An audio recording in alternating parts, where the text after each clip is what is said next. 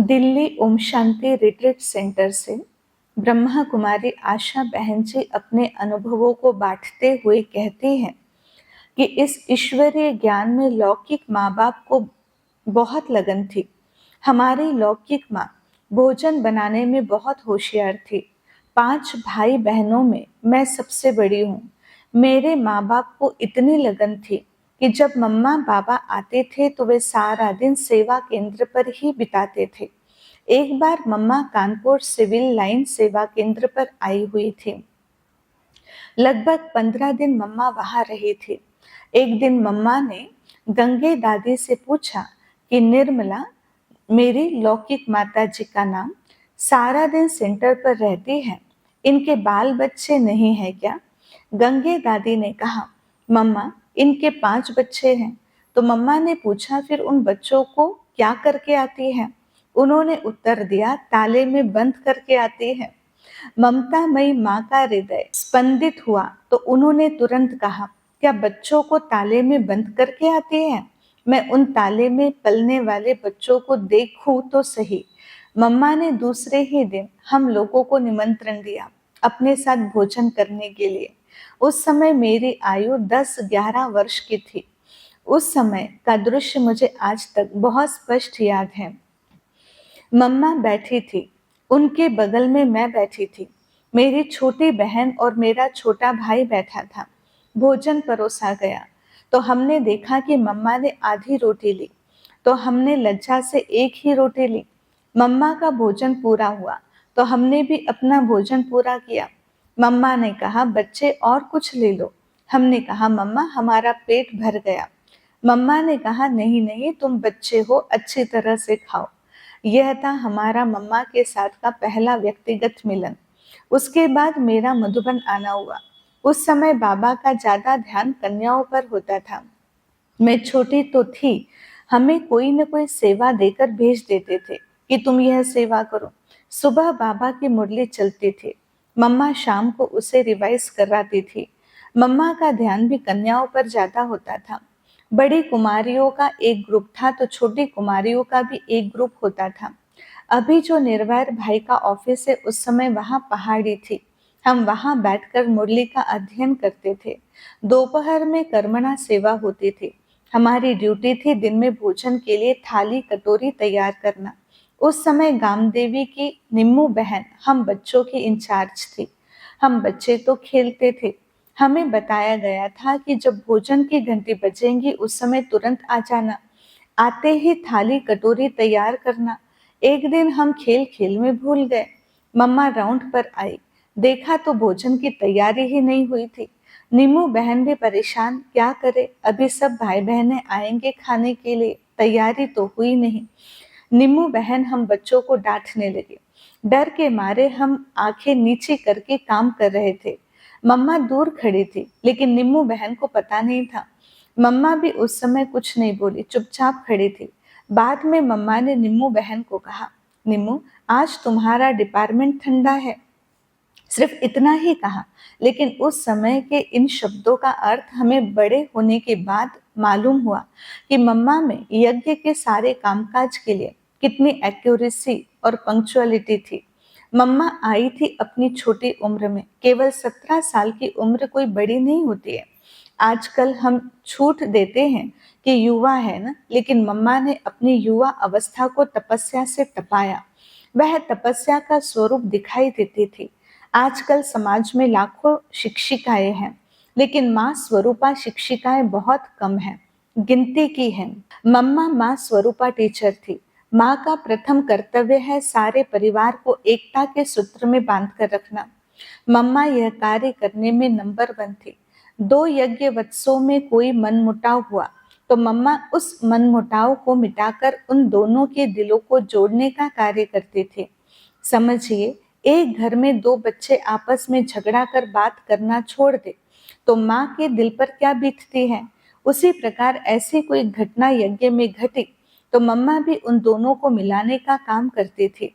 हर बच्चे की कमी और कमजोरी को मम्मा अपने में समा लेती थी। बाबा को भी उतना ही बताती थी जितना जरूरी हो। एक आदर्श माँ का यही लक्षण होता है। कि बच्चों की गलतियों को समाना और उनको बच्चों से निकालना।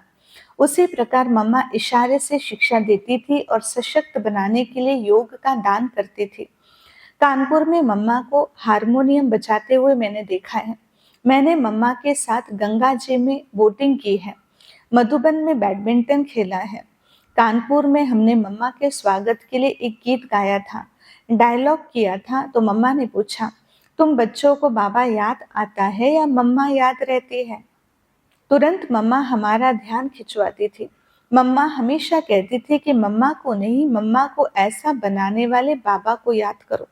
एक बार कानपुर में मम्मा को गुलाब के फूलों की मालाएं पहनाई गई थी। उनसे मम्मा ढक गई। तब मम्मा ने कहा था, ये फूल लेकर मम्मा क्या करेंगे? मम्मा को चैतन्य फूल चाहिए। मम्मा को चैतन्य फूल पसंद है। मम्मा अवगुण के बारे में किसी को भी सीधा नहीं बताती थी। पहले उसको पास बिठाकर, टोली खिलाकर, अच्छे गुणों का वर्णन कर, उनके महत्व को बताकर, बाद में कहती थी कि तुम तो सोना हो, लेकिन तुम सोने में थोड़ा सा यह अवगुण रूपी अलाय अर्थात मिश्रण है। उसको निकाल दो तो तुम पक्का सोना बन जाओगे और बाबा के अति प्यारे बन जाओगे। इस प्रकार मम्मा पहले उसकी अच्छाई का अनुभव कराकर बाद में उसकी कमी कमजोरियों को मिटा देती थी। मुझे इस बात का नाज है कि मैंने अपना समर्पण पत्र मम्मा को लिखकर दिया था। जैसे यज्ञ की शुरुआत में यज्ञ वत्स मम्मा के नाम से पत्र लेकर आते थे अपने माँ बाप से, उसी प्रकार मैं भी अपने लौकिक माँ बाप से मम्मा के नाम से पत्र लेकर आई थी। रशिया में ईश्वरीय सेवाओं के निमित्त ब्रह्मा कुमारी चक्रधारी बहन जी मम्मा के साथ के अपने अनुभव इस प्रकार सुनाती है कि यह ईश्वरीय ज्ञान प्राप्त किए मुझे कुछ ही दिन हुए थे। मम्मा दिल्ली में आई। हमारी लौकिक माताजी सुबह सुबह तैयार होकर मम्मा से मिलने जा रही थी। मैंने उनसे पूछा कि आप कहाँ जा रही हो? उन्होंने कहा, हमारी मातेश्वरी जी आई है, मैं उनसे मिलने जा रही हूँ। मैंने पूछा, क्या मैं भी आ सकती हूँ? उन्होंने कहा, हाँ चलो। मैं भी चली मातेश्वरी जी से मिलने। अभी क्लास शुरू नहीं हुआ था। मम्मा अपने कमरे से बाहर खड़ी थी। कुछ अनन्य बहनें नंबरवार मम्मा से गले मिल रही थी। हमने सोचा कि यहाँ की पद्धति ही ऐसी होगी। मैं भी उसी लाइन में खड़ी हो गई। जब मैं मम्मा के पास गई तो मम्मा ने मेरे दोनों कंधों को पकड़कर कहा, अच्छा, यह हमारी चक्रधारी है। बाबा ने मुझे पत्र में लिखा था कि तुम ही चक्रधारी हो। मम्मा ने मुझे पुकारा कि यह हमारी चक्रधारी है। तब सब भाई बहनों ने समझ लिया कि इसका नाम ही चक्रधारी है। उस दिन से सभी मुझे चक्रधारी कहने लगे। बाबा ने लिखा, मम्मा ने बुलाया और ब्राह्मणों के मुख से यह नाम घोषित हो गया। इस प्रकार मेरा नाम चक्रधारी हो गया। एक बार हमको मुंबई में बाबा के साथ 1 महीने तक रहने का सौभाग्य प्राप्त हुआ था। उस समय मम्मा दिल्ली में थी। मम्मा ने संदेश भेजा था कि जो बच्चे बाबा से मिलकर आई हैं वो अपना अनुभव मम्मा को सुना दे। मम्मा ने अपने कमरे में मुझे अलग से बुलाकर पूछा, कैसा रहा बाबा का साथ का अनुभव? क्या सुनाया बाबा ने? जब मैं अपना अनुभव सुना रही थी तब मम्मा का सुनने का तरीका बहुत विचित्र था। मुझे आज भी वह दृश्य सामने आता है।